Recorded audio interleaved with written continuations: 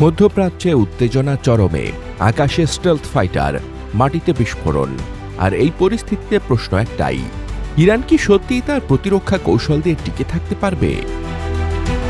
1 বছর আগে ইরানের সামরিক কমান্ডার হোসাইন সালামি বলেছিলেন, আমরা যুদ্ধ করব না, কিন্তু যে কোনো আগ্রাসনের জবাব দিতে আমাদের ক্ষমতা রয়েছে। আজ সেই কৌশলই সবচেয়ে বড় পরীক্ষার মুখে।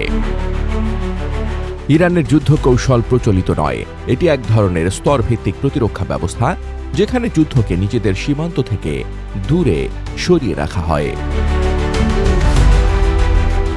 লেবানন, ইরাক, ইয়েমেন এই অঞ্চলগুলোতে মিত্রগোষ্ঠীগুলো ইরানের জন্য তৈরি করে ফরওয়ার্ড ডিফেন্স। এরা শুধু প্রক্সি নয়, বরং একটি বড় কৌশলগত নেটওয়ার্কের অংশ।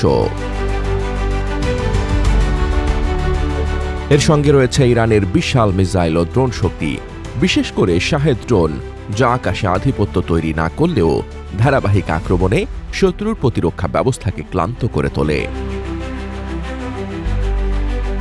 সমুদ্রেও ইরানের কৌশল আলাদা। কৌশলগত হরমুজ প্রণালীতে তারা চালায় চেকপয়েন্ট ওয়ারফেয়ার, যেখানে পুরো সমুদ্র নিয়ন্ত্রণ নয়, বরং চলাচলকে ঝুঁকিপূর্ণ করে তোলাই লক্ষ্য। কিন্তু যুক্তরাষ্ট্রের আধুনিক স্টেলথ প্রযুক্তির সামনে ইরান নিজের আকাশ পুরোপুরি রক্ষা করতে পারছে না।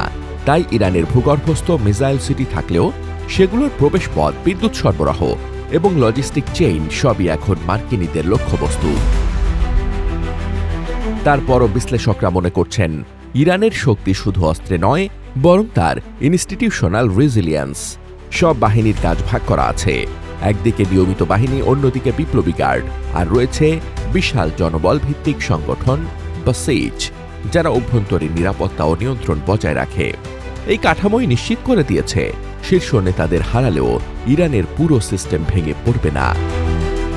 ইতিহাস বলছে, সাদ্দাম হোসেন 3 সপ্তাহে বাগদাদ হারিয়েছিলেন, তালিবান 1 মাসে কাবুল হারায়, কিন্তু ইরান শীর্ষ নেতৃত্ব হারিয়েও পাল্টা আঘাত চালিয়ে যাচ্ছে।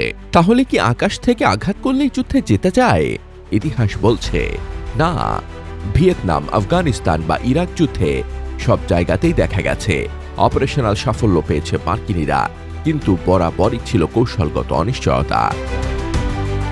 ইরানের যুদ্ধ কৌশলও দেখাচ্ছে একদিকে টিকে থাকার অসাধারণ সক্ষমতা, অন্যদিকে আকাশ প্রতিরক্ষায় গুরুতর দুর্বলতা।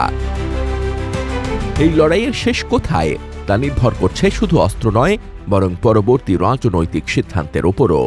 এ যুদ্ধে ইরানিরা ঐক্যবদ্ধ, কিন্তু মার্কিনীরা এরই মধ্যে রণে ভঙ্গ দেওয়ার ইঙ্গিত দিয়েছে।